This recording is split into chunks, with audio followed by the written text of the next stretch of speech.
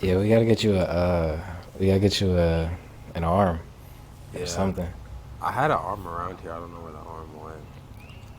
Remember, I had bought the two arms. Yeah, I got one under my bed. It's just usually when I'm recording, there's no table or desk in front of me. When I get my new place, the setup's gonna be dope. I already know. Yeah, But I'm hoping when I have to move into a dorm and stuff, I could like make a little setup or like have a little space to still be able to record like that, or else I might have to, I don't know, maybe hop outside, find a little table or something. Real life. yeah, yeah, you don't. I mean, you don't really need it. Like I like using a green screen for a lot of my videos, so it's like whatever. Yeah. But I don't know. Sometimes the thing that's most frustrating is like when I'm trying to like talk about a topic and I need like facts and details and stuff like that. Like Hmm. there's no table or anything for me to have my computer or whatever there. So it's like Yeah. sometimes I gotta like pause, look, like do this whole thing. So that's really the only thing. But Yeah. did you see? You probably didn't, but Stormzy just dropped. He just dropped the lineup for "This Is What I Mean" Day. It's Is like that Stormzy his and friend. like It's his his concert, festival. his festival? Yeah, it's like he's headlining the festival, but Mhm. when he announced it, when his album came out, he was just like, "I have friends coming," and I was like, "Oh, bet I'm gonna go to that and Carnival in August," but I didn't know who was performing. But I just seen it on social. It was I'm finna read it to you. It's Stormzy, Kehlani, Sampha, Nux, Lucky Day, Western, Miss Banks, and more. You said that's in And August. yeah, it's August 18th. I'm about to put that on my calendar. I might want to get out to that. Yeah, you might. I don't know. You might be in school. I was about to ask you, but that's why I was like, because I'm gonna be out there from then until probably the end of August. That's probably like my biggest trip this year, because I want to go to Notting Hill and stuff like that. Mm. I still But want to go to London. That's one of those places I wanted to go. I know they had like this they had this like this little rave room down there too that I've been seeing on TikTok and stuff. I think it's the Boiler Room. And they have one. I know yeah, they have one out here, but the one out there is a lot bigger. I wanted to go see that too. Thought that would be a vibe. yeah, London's a vibe, bro. I'm trying to touch bases and stuff like that. People are in my DMs like telling me where they're from and stuff. Like I just met somebody through DM probably like a week ago from London, and he was like, "Oh yeah, if you down here, I'm gonna hit him some more because you know weirdos might be weird, you don't know, but I'm gonna hit him some more between now and then, and see because that's the thing. You want to go where the locals like going. You don't want to go where everywhere says you should go online. Like if you could Right. look it up, it's probably not. Like I always say, the best place to eat tacos back home is somewhere that's not you just like it's like you just know from being around. You don't Right. know from being a tourist. Right. You So gotta you gotta kind of be around the locals, be around the people who are always there to really know what's really to do out there, not like the surface stuff you see right. everywhere. Right. But Yeah. let's jump in, bro. This is I've been okay. Let's be very transparent. I've been the last couple of days. I've been trying to figure out like, is this the Immaculate Vibe podcast? Is this the R&R podcast? I'm trying to keep branding pretty consistent across platforms because I want people to be able to recognize us. So I know the playlist is going to be the Immaculate Vibe, but right now it's the R&R podcast. Might change down the line. We'll figure it out later. But I feel like, and I tell all my friends this, that the person I like talking music with the most, or the person I like getting music from the most, is you. I think out of all my friends, you have the best music taste, and the fact that you're a little younger than me, you kind of keep me in tune with people I feel like I should be keeping up with, even though like I can go find it myself. And I feel like for this episode, it would be good to start off with talking about like where hip hop is at now. I've been making content around like I think hip hop is in the process of dying or dead. And I've had a lot of people in my comments saying like they don't believe that's the case. And I wanted to get your perspective on it because I feel like whenever the people that I feel like are most relevant in what is considered hip hop in America today, I feel like you somewhat keep me in tune, like Yeet, Baby Tron, Yeah. Yeah. Young Nudie. Yeah. I feel like even Jack Harlow in a sense, like Jack Harlow is what hip hop is now mainstream, which mainstream, and I have another take on this I want to get into later, but hip hop is now mainstream, which includes a larger like demographic of white people. So a lot of the music is going to be more palatable to that. Like hip hop and pop are almost adjacent. So you're going to get a lot more. So Jack Harlow is hip hop today. You know what I mean? And you have to consider it that. So I wanted to ask you, like, where do you think it's at? Where do you think it's going? Like, who's really still like, yo, we should watch out for him? Like, I don't really know. I want to hear it from you. I feel like I was talking to one of my friends about this the other day, actually, and I think like it's really niche down now. Like it's kind of like whatever you like is what you like, and I feel like it's kind of like there's gonna be a lot of different people for each lane. Like I feel like that kind of like fast car money rap that's kind of going on right now, like the Yeats, the Luckies, the I don't know, Big Baby Gucci. That's a person I listen to. Like he though that type of rap, you can find that. You can find the underground hip hop type of rap. I feel like there's a lot more like variety, but I feel like in a way it's also saturated because of that. Like I feel like there's so much rap and there's so much dropping and there's like it's just a lot and it's a lot of more like quantity instead of quality. Like I feel like I was talking to one of my friends and we were talking about how like it's I feel like nothing really sticks out anymore when it comes out as far as rap. Like it's kind of like okay, I expect to hear this from this artist. I expect to hear this from this artist. Like I don't feel like it's really gonna there's not a lot of things that kind of like pop out at you that really stick out to you. And I feel like when you said it's like dying but it's not there yet, I think that's kind of true because I feel like now you're starting to see like those bigger legacy artists like you would see in rock, like you would see in AC/DC or you would see a Nirvana. You would see those legacy artists start to be like I guess like the bigger things in the genre. I feel like the older artists or even like the I don't even know how to explain it. But I do kind of agree with you. I know what It's you're kind of saying. like a legacy thing now. Like it's kind of like it is dying, but I don't think it's dead yet. If you find Yeah, a niche, I don't think it's dead at least. I know. Yeah, the I guess what sparked this for me partially it's just me being like I've been going to so many like international artist shows the last I say year and a half. So that's what's one thing starting to change my mind, especially being in Chicago and going to a sold out coffee concert. It's like oh like we might think it hip hop is like Coffee is from Jamaica and she's reggae and it's like she's still doing great numbers. Burna Boy is still selling out thousands of people, and that was one thing. And then another one was like after every generation of rap, you knew who was next up. And for a while, people was like, "Yo, Roddy's next up." That's not true. Roddy's not next up in terms of like that lane. And I guess the only person I would say like, "Yo," after the Kendrick, Drake, Cole like big three, like who would be next? Like I think Tyler. I think Tyler's the one. Tyler's the only one, and Tyler's around that age. Uzi, Jack Harlow, even Jack Harlow, like, and that's not. And it's like Even in that if trap you look lane, at the like I'd say, I mean I interrupt you, but like even in that no, trap go lane, ahead. like Young Boy is probably one of the bigger ones. Like, but Yeah, still, then it's I feel like you're right about that though. There's not like a next up like a ooh this is the artist we're really looking out for. This is who everybody's talking about. Like I feel like it's kind of like I don't even know. yeah. There's no consensus. There's no consensus. It was like when those three came out, it was a consensus. It was like Dr. Dre is backing Kendrick, Jay-Z is backing J. Cole, and Lil Wayne and Baby are backing Drake. It's like we all know that everybody knows this is it. And so like now it's like Tyler, and the thing with Tyler that's so different is like he's been around making music for over a decade. So it's like he's the one, but it's not the same where it's like we usher in the young guy and he's the guy. It's completely different now. And I just feel like now you're getting these mega superstars globally that are what we used to look at them as. Like I saw a stat the other day that said Central C, like over 90% of his streams are outside of the UK. And that's different than like you would expect a UK artist like would have a primarily UK fan base, but the fact that a lot of his artists aren't over there, it's like I mean his fans aren't over there. That's pretty telling to where I feel like we're at now.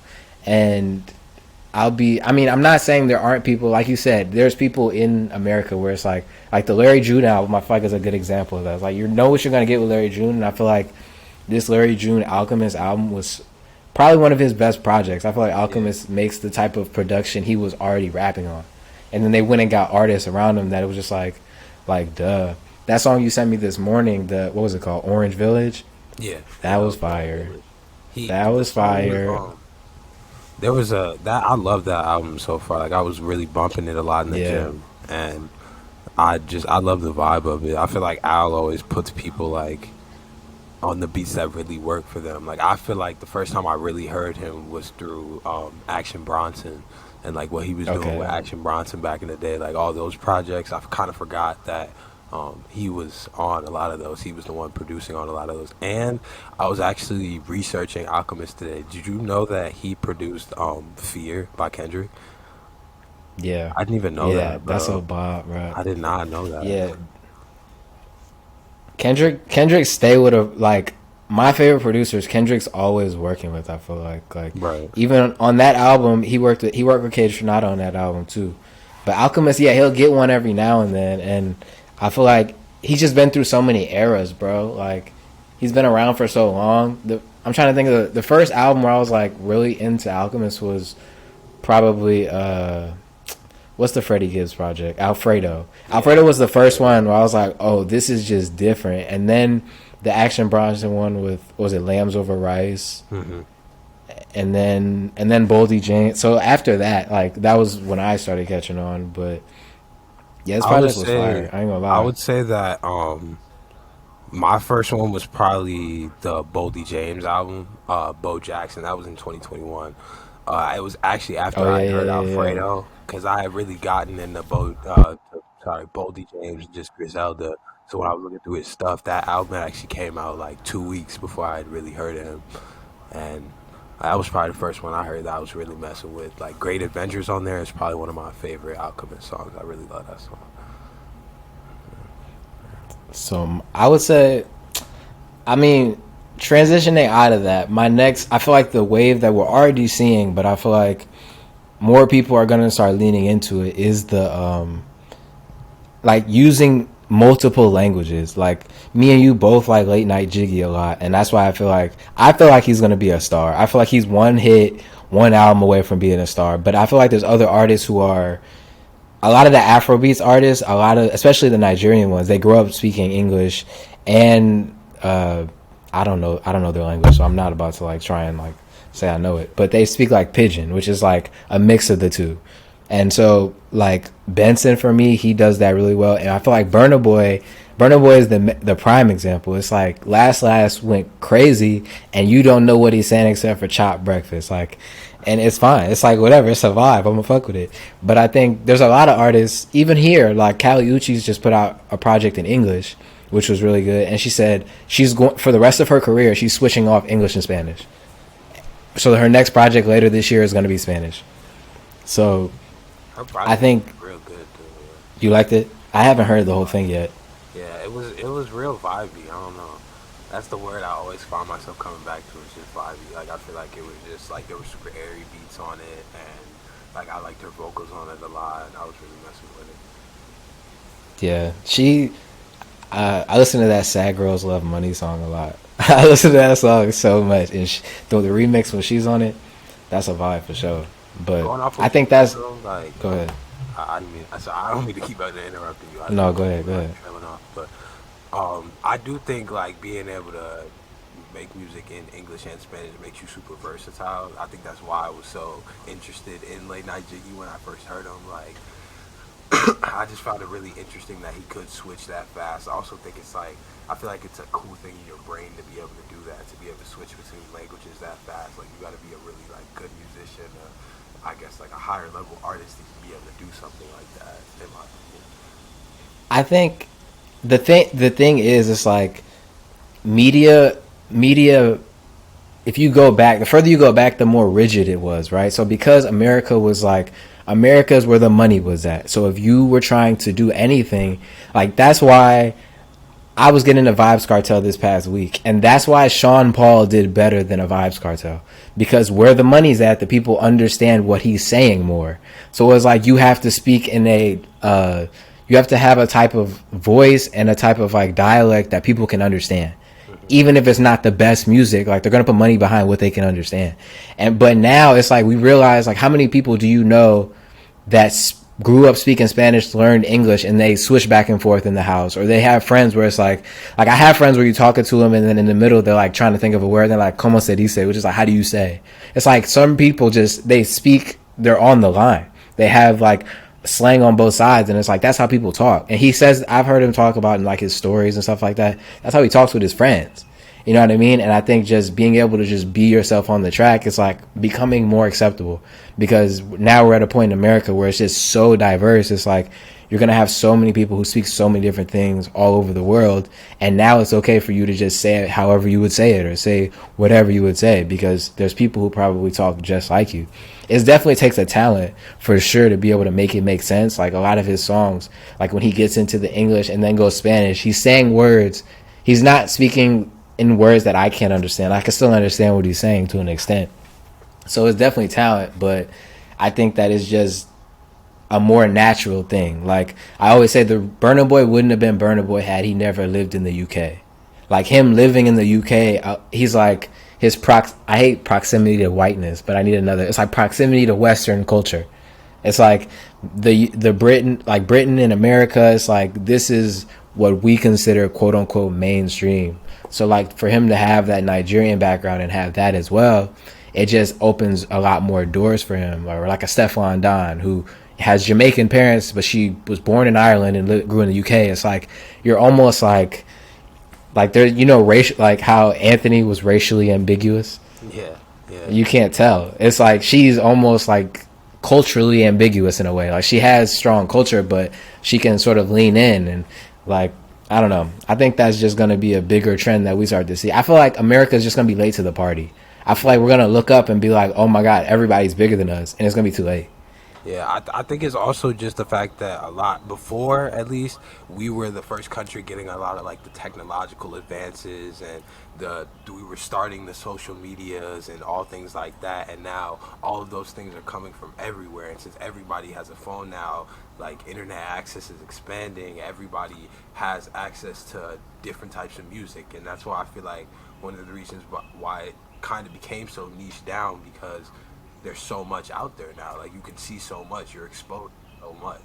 So it's like I feel like it's easier for those international artists to get on in more places because they just have more reach, more access to people. Yeah. You know what I mean? Yeah.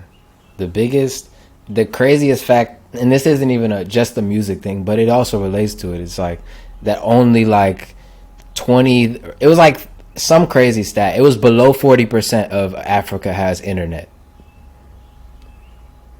Right? And it's like that's a problem for so many reasons, but just to look at numbers, it's like how many people can go stream Last in Africa realistically, and there's over 1 billion people on the continent. And I'm like, bro, if you just look at the trajectory, it's like Nigeria is blown every day. More and more people are listening every day, and it's like, yo, you give that 10 years, how long does that take? I don't know. It'll be dope though. We'll see where it goes. Did you listen to have you listened to Tyler the Creator's The Deluxe yet or no? Oh yeah, I tapped into that too. I liked it. I'd say my favorite song from it so far is probably "Made My Day." I feel like that one kind of, it was weird. That one kind of sounded like an Alchemist beat. Like it was kind of like that really jazzy sample, and like I don't know. I really think he was more so trying to like really get his bars off on like this, like I guess you could call it the B side of "Call Me If You Get Lost," but that's what he was really talking about. Like he just he really felt like he had something to prove still with the raps, at least. Like I feel like people still didn't have that respect for him after that rap album, like. And the fact that was that, still crazy. Yeah, like the fact that before that he made a completely different type of album, and before that, like it was completely different from what the last one was. Like he's really good at like switching his style between projects, but it doesn't feel like he's reaching. Really doesn't feel like he's reaching. Yeah, What a Day was produced by Madlib. Madlib? That's Okay. That makes sense. Did you see Madlib he got 3 albums coming out this year, bro? I didn't see that. Bro, he's finishing up the Mac Miller project. Him and Mac Miller had a project, and he said he's finishing that. He's got an Erykah Badu project coming out, and then he's got, I forget if he said. I forget what the third one was. I'll send it to you after this, but it might have been like Slum Village, I believe. But it was like he said he went on Sway and was like, "Yo, I got 3 albums. They all coming out." I'm like, "Oh shit, that's crazy." I feel like the producers But are working a lot more. Like you see Alchemist, Hit Boy, what's the name? Just dropped a project. DJ Drama, like he dropped another project. Like I feel like they're all that's releasing way more music, like just them under their imprint type of thing. that shit is crazy. Did you listen to dramas at all or no? No, I haven't got a chance to. Like I was listening to the other Yeah, two. Yeah. yeah. I haven't listened to Tyler's yet. Like I've heard the singles that came off of it, but I was listening to DJ Drama this morning too. He has some crazy. He like I feel like what DJ Khaled tries to do, DJ Drama did. Right? Like he got I don't know, he just put a more cohesive songs together. Like I've only listened to a couple of them off of there, but there's a song on there with G Herbo, Mozzie, and Vori. That song's fire. There's a song on there with Sci High, La Russell, and then I forget the singer's name. Her name starts with a C. And then there's a couple other, like there's a 42 Doug Lil Uzi song on there that's fire. Yeah. The Jack Harlow song on there is fire. That song, Jack Harlow wants to be Drake so bad. I want you to go listen to that song when you get a chance, bro. He wants to be Drake so bad. That sounded like it sounded like a 4 p.m. or like a 7 a.m. in Calabasas or whatever the fuck. I That's what mean, it sounded like. I've always felt like he was like a Drake baby for real. Like even if you go listen to like the first song I really liked by Jack Harlow was River Road, and I feel like that is such like a Drake like just style of writing. It's a Drake style of like the way he paused, like he was like still working, and then like that sounds like I don't know. Like, yeah, I feel like 7 a.m. and I gotta get to it because my friends. Yeah, but I gotta put money in my friend's pocket. It feels so good. I'm in the crib and it's not an apartment. You like, bro, that shit. I was like, this nigga is Drake's child, bro. But it's a lot of music out right now. Davido dropped an album. he did. That project, yes, he dropped an album, bro. And I feel like I'm just getting into Afrobeats in the last year, and like the big three is Wizkid and Davido, and then Burna Boy. Wizkid and Davido got signed to Sony first. They got signed in like 2016, like right after what was the Drake Wizkid song? One Dance? Was it One Dance? Yeah. Right after that is when they got signed, and I just never really got in. There's a couple songs that I had liked of his, like that I heard at like fetes and parties and stuff like that, but I never dived into his catalog. But no, this shit fire, bro. Like this shit is definitely fire. He got a song on there with Ashake. Ashake is a fucking legend, bro. I can't wait to see him. I like his style. Every time you send me his stuff, I'll be sitting there like really bopping to the album piano, bro. Oh my God. He has no. He don't speak English at all. He don't speak English at all, and I don't give a. Well, I don't know. In real life, he speaks English. I just mean on the records, he don't speak English, bro. And I don't give a fuck. I don't give a fuck. Like that shit's a vibe. And then another person featured on that album. I don't know how you pronounce her name. It's either Fave or Fave. I like her a lot. She has a song. I sent it to you a while ago. It's called Baby Rhythm. Yeah, I like that. That's song. a bop. I added that to my playlist. Yeah. She's fire. I'm waiting for a project from her. But it's a lot of people on this album that is pretty good. Skepta's on the project.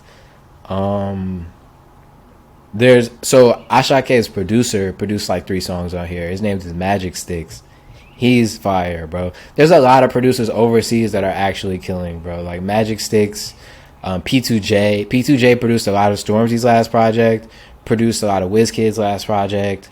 And then there's a couple other people, bro. When I hit producers. I hit producers in the DM all the time. Like if I see somebody's song and it's fire, like I'm gonna hit them in the DM and be like, hey bro. And eventually, like I'm trying to make more content on producers and writers too, because I feel like they just don't get the credit they deserve, bro. It's like they be making all the hits. The dude just go out there and he turn the mic on.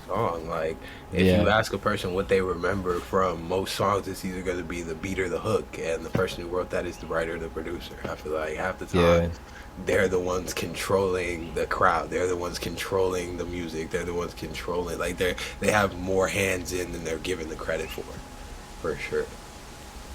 Yeah, I mean, I guess this would be This will be my last question for today, and this is something I would be interested. Who do you like? Who do you want to see live in concert?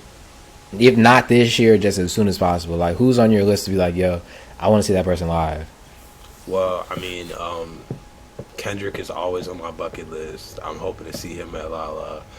Uh, I want to see Wizkid live, Larry June live also, because I missed him live last year. Still sick about that. I want to see, I would say two more. I'd probably say, I want to see SZA. Her live Yeah, concert looked yeah. nuts. Like, it looked nuts. And that's really all I can think of right now. What about Yeah. you? I would say number one for me is Ira Star. Mm. Ira Star and Rema. Oh, I want to see Ron Those so bad. Oh, I forgot him. I yes. forgot. I used to mess with this chick back in Chicago, like right before I moved, bro. She put me on with Black Sheriff and Rema. And she loved Rema. And then I started seeing like you see the concert videos and stuff like that, bro. Females love Rema.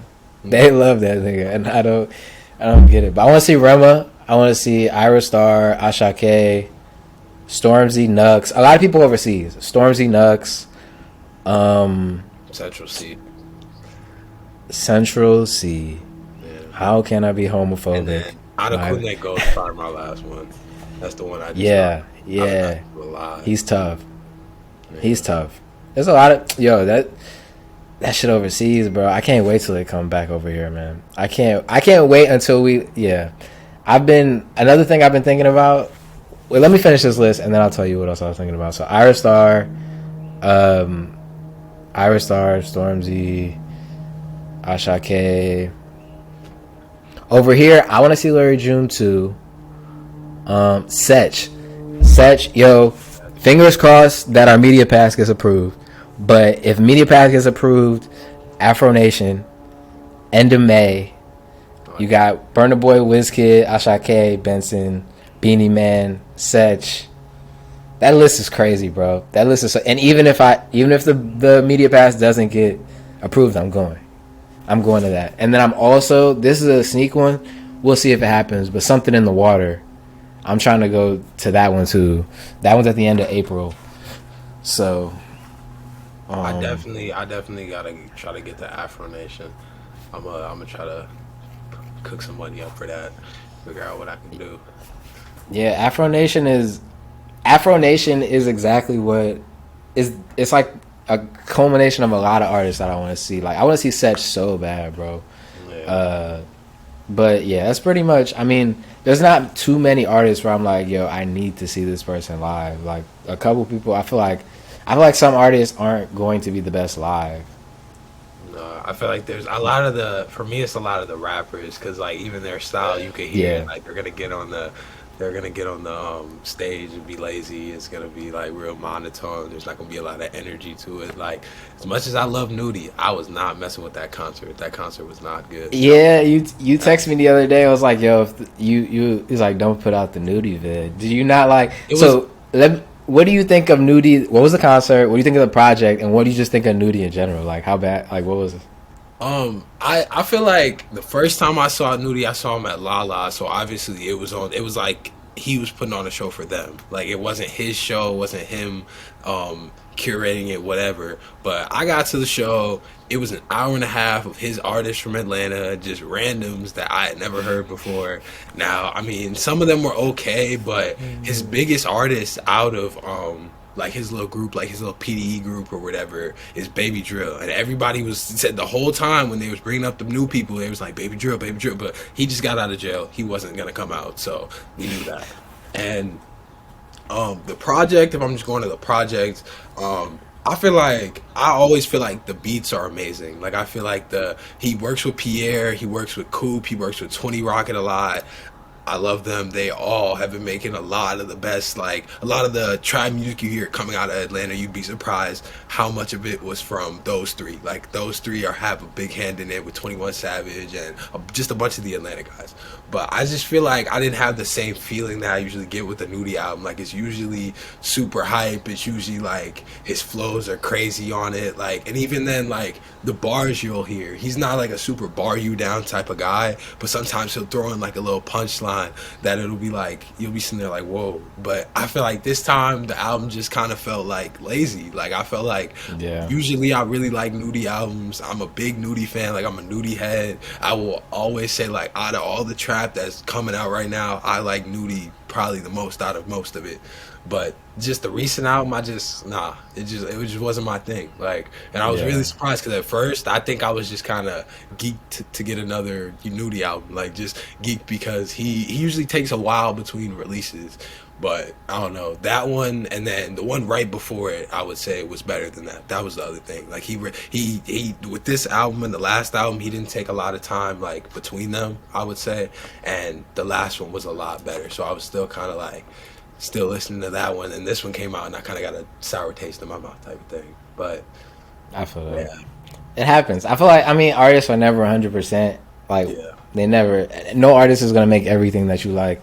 And I think like even for me, I feel like as of recently, Russ hasn't been putting out songs that I really like recently, except the song he had with that the Mexican artist, I forget his name, but that song I liked. But the other stuff, like he's doing like the real, like I didn't like Nasty. I don't like that song. Like it's just like it's whatever. I haven't been listening to Russ like as heavy. I feel like when I go listen to Russ, it's his old stuff, or like it's like the Chomp projects, or like Journey is a song that never leaves my that never leaves my playlist. 10-year freestyle. That one. 10-year freestyle. Yeah. Sore Losers. Like I don't know. It's like you relate to an art. I feel like what makes me relate to an artist is like a certain time period in their life. What they're going, the artist who you can pinpoint a certain time in their life. It's like okay, this is why this is so special. Like that time when he's like, yo, he's figuring it out. You know what I'm saying? Like he put out 11 trash projects, and then he's like, oh, I won't say they're trash. He said they're trash, but he's putting out 11 projects, and he's like, oh, okay, let me try this single a day thing. And like you go back, and it's like, bro, he's like, I'm almost there. I'm on the journey. 10 years in, here we go. It's like I feel like I'm on that now. Like I feel like I'm starting to gain traction with this thing, and like those songs hit different now. Like one song that I play almost every day is "Never Stop" by Benson. Like that song is. I'm gonna send it to you again after this, but. I don't know, the hook is just so simple, but it's like I've never stopped in my life. So tell me, why would I stop now? Like that's for some reason that just hit different. It's like, bro, like it might not be working how you want it to work, but you got to keep going. It's just like it's like I never stop. Like keep going, and I play that song every day, bro. And I think Russ is like not in a 444 stage, but it's like certain people didn't like 444 because they couldn't relate to it. It's like nobody's buying a piece of art for $1 million. Like this is almost like unrelatable in a sense. But Drake, he's talking big money stuff, and most people can't understand that. Like nobody knows what a B-below is. Like yeah. It's very hard to stay in tune. But I mean, it depends on what you're trying to do. I feel like certain artists have different goals. Like Drake was trying to be the biggest artist in the world. Whereas Kendrick wasn't trying to be that. Like when I listen to Little Sims, I get the same feeling I get when I listen to Kendrick. I guess like they're just trying to tell you about what's going on in their life. And she just got out of this crazy deal that she hated. And that's what she's rapping about, freedom. I'm just trying to do me type of deal. And I don't know where music is at now. Like I feel like that's why I don't listen to a lot of American stuff. I feel like it's the best way I can describe it is like American music, or at least rap music, is like eating itself alive. Like we're at the point now where like I said earlier, but I've been listening a lot to Vibes Cartel the last couple of days, and it's because whenever I ask people like, yo, I'm trying to get into the dancehall, who should I listen to? Or when I put out that Sean Paul video, everybody's like, it doesn't matter because Vibes Cartel is the king of dancehall, the king of dancehall. I didn't get it, but it's like Vibes Cartel. He he says dancehall didn't blow up to mainstream because it became an intolerable genre. Like the things they were talking about just being somewhat homophobic and very violent. It was like the mainstream wasn't going to accept that from people they couldn't understand it from. Right. And the reason Vybz Kartel is a legend to me, bro, is because like he went to jail. He went to jail for murder in like 2012, 2013, and a lot of his hits came out after that. He was in jail recording and putting music out. Like Popcorn blew up because he was signed to Vybz Kartel. Like one of the song I sent you earlier this week was Vybz Kartel and Popcorn. But he, like how 50 Cent got shot 9 times and he came back and rapped about it. Like that's what he is to them. And so like the reason like Sean Paul and Vybz Kartel have such an interesting dichotomy is because like Sean Paul is like pop. He's like Drake in a way. Whereas like the niche narrow, like it's Vybz Kartel. And I've been really diving into that, trying to learn. I don't know, feel like learning about dancehall now is helping me sort of understand what's happening in terms of a genre perspective of why hip hop is declining, and also where Afrobeats could go. I think I stand on thinking Afrobeats is going to be the number one genre. We'll see where it goes, but that's where I'm at right now. I think music is in an interesting place, and I think checking in week by week, just seeing what you're listening to and what you're thinking about. I think this is gonna go pretty well. So yeah. I think last thing I want to say, because something just came to my mind, just like digestibility in music. Like I feel like that is something that like now that you get a lot more of. I feel like when you heard rap before, like it was a lot of bar you down. It wasn't as much like song making. Like we're worried about flows and melodies and stuff like that. And now I feel like it's a lot more digestible. I feel like that's one of the things I will give hip hop right now, is that it has become more digestible. Like I feel like how people used to say Nas picked bad beats, and now when you listen to he's been one of the best rappers. It's just you didn't understand it, you didn't hear him right, it didn't hit your ears right, type of thing. But yeah, that is a fact. I think Burna Boy's grandfather was Fela Kuti's manager, right? Fela Kuti is the founder of Afrobeat with a T. I just want to make that sure because African fans are die hard, bro. They be in my DMs and my comments letting me know when I'm wrong. When I'm wrong, I know about it. But he was his manager, and he used to always tell Burna Boy, because Burna Boy said he didn't used to like his voice.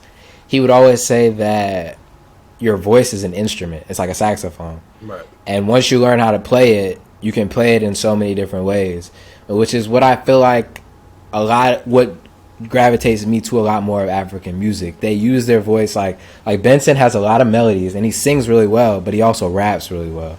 He when he needs to rap, he raps. When he needs to sing, he sings.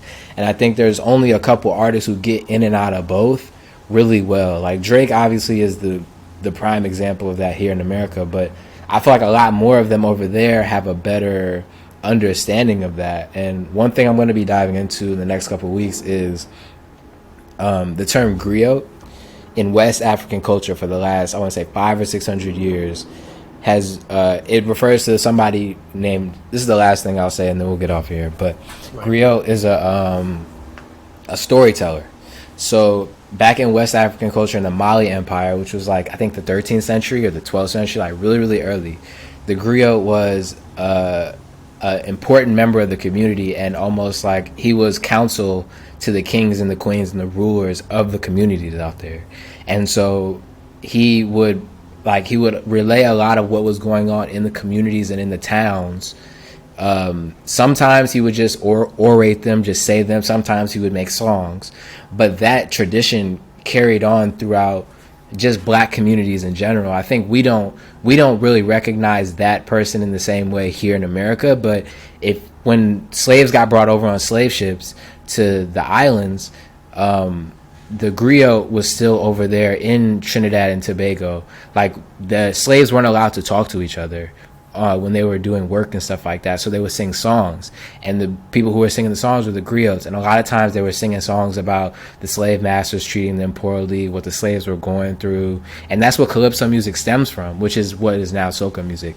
And so that role, like, we don't identify it as like the rapper is the griot, but certain rappers I feel like are griots. Like when I hear Kendrick Lamar, like certain songs where he's talking about what our community is going through, it resonates in that same way for me. And like a lot of Burna Boy songs, he does that for them.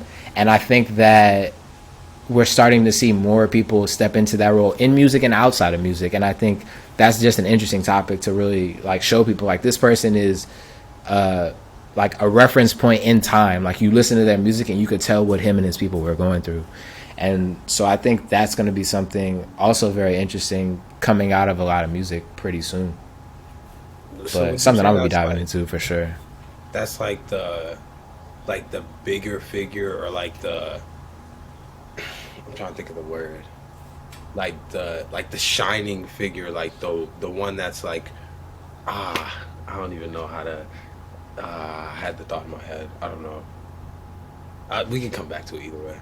Like we were. I would just, yeah. I mean, at the time, like when I was reading on it, it was like a griot.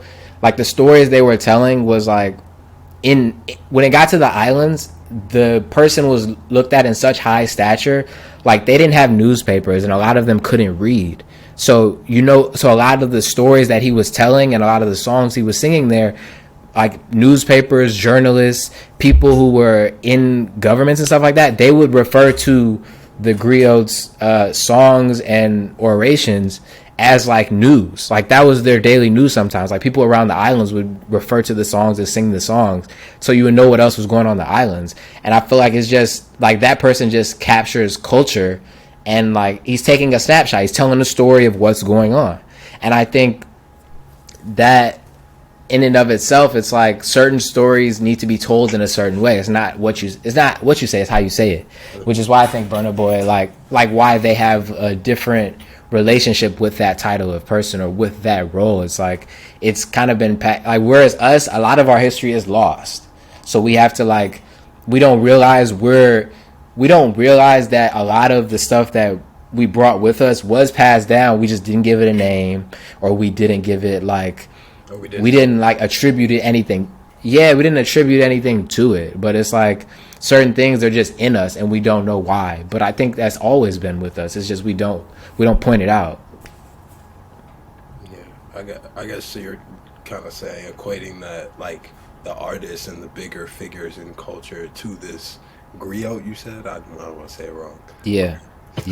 I think that's when my brain started going when you started talking about it. I was thinking like those are probably like the bigger artists, or like the more like moving figures during a time, like Tupac, or I don't even know, like the yeah, exactly like that. Like if you, and I guess for me to look at, like when I try and like pinpoint people in our culture,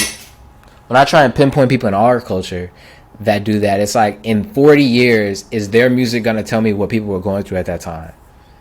And if not, like they're just like, there's nothing wrong with if they don't. Like I don't know, Drake I have a hard time with. Drake is like, I don't know, he's like Drake. But Kendrick, it's like you got songs like All Right, you got that whole album, To Pimp a Butterfly. That album, a lot of people didn't like it, but if you're being real, like this is our struggle. Like I think that's more thing. It's like, though, this is our struggle, or this is what we're going through this time. I don't know, but I think Africans have a different relationship with that title, or certain artists. Like Fela Kuti is that. Like Fela Kuti was one of the greatest artists ever, and learning about him was so insightful for me in a way that I don't think a lot of people will ever understand. Like I'll keep talking about him, and I think in this podcast I'm going to try and incorporate a lot of music history where I can. Yeah. But I think like I'm going to have to really flesh ideas out and like really put them out there. I think like I bring this title up because I see some of like what that's the purpose that person serves is what I sort of see myself serving in a similar way in some aspects. At this point I don't think I'm gonna be a rapper or an artist. I don't think that's in my cards, but voice is important. Yeah, I think Josh told me a couple of weeks ago, he was like, lean into what you feel like is working. Like, what are people responding to? And all the people, the videos that do the most for me are stuff where I'm educating people on something, like the sound systems video, or like the Sean Paul video, or Fela Kuti, like that stuff. Like when I get feedback back from that, it's like, wow, I didn't know that. I'm glad somebody's talking about that. Like people DMing me like, yo, keep doing what you're doing. Like the other videos are cool and I feel like they're helping, but like that stuff is where I'm like, oh, okay, this is resonating with people in a way that a lot of stuff isn't. So I have to like keep making stuff like that. But Definitely gonna have to do that more too. I feel like I was struggling to really figure out like what people were really liking with the content I was making, at least. Like when I would send you stuff to put out, like some of it would do well, some of it wouldn't. Like one video would go up, the next one would be down. Like I wouldn't really know. I thought it was more so social media, but I think like even like hearing like Tabitha Brown talk about how like the organic content regardless is gonna rise to the top. Like I think that's something you just kind of have to really pay attention to, is what are people really messing with from you, what's giving you the most like response from other people, even yeah, the most likes, what are people commenting the most about, what are you hearing the most about, like. yeah. I mean, we can talk more of this off. This we might cut. I don't know, but I've had like the fact that I'm making videos and they might not do well in terms of the algorithm, but I had people DMing me about like the Cal Banks one was so weird to me because like it only got about 1,000 views on TikTok and maybe half of that on Instagram. And so for him to like DM me and say he saw it, I'm like, that's crazy. Even the Sir video got like, I think like 250 views on Instagram. I think that was it. And so for him to see it and post it, it's like you never know who's gonna see it. So I think like, yes, you look at how the algorithm is taking your content. Maybe that I look at that more for structure and pacing, but less about like what I want to talk about. Like the stuff I want to talk about, I'm gonna talk about it. Like even if like some niche artist in the middle of Zimbabwe, if I like him, I'm gonna talk about it. I might just talk about it differently in terms of how the video works. But that stuff, like if you like somebody or you like what somebody's doing, bro, like that type of acknowledgement, people are always looking for that. So I think like don't think too hard about it. We can talk about it offline and I can tell you like where I'm leaning in and where I'm trying to make content towards, but like it's like you said, the organic stuff. What do you like? What do you like that's going on right now? That's the most important thing. But to wrap this up, we're gonna like this is all work in progress. We're gonna iterate on this, but I think like song recommendations. Like, what song would you recommend for this week that you've been listening to heavy that you would want other people to go check out? I would say my favorite song that I'm probably listening to right now, Art Talk on The Great Escape with Larry June and Alchemist. He has Boldy James featured on that, and I was really liking that song. That's something you should go check out this week. Okay. My song, bro, I've been listening to a lot of the same songs this week, but I'd say if I had to pick one, Declan Rice by Odu Mo Black. Odu Mo Black. I don't know how you say his name, but that's fire. If you like drill music, and you're looking to find something outside of America, that's what I would say go check out. It's Nigerian drill. I don't know what he's saying on that song. I'm not gonna lie, half the song I kind of understand. I don't care. It's fire. So I would definitely go check that out. The Immaculate Vibe playlist, we're going to plug that in the description. So if you're looking for artists all around the world, not just America, that's the focus. We're trying to connect everybody. So if you're looking for any artists like that, definitely check that playlist out. We'll be back next week. This is most likely coming out on Monday. I'm 98% sure it's coming out on Monday. So check back the following Monday, and we'll be back with more music and more music takes.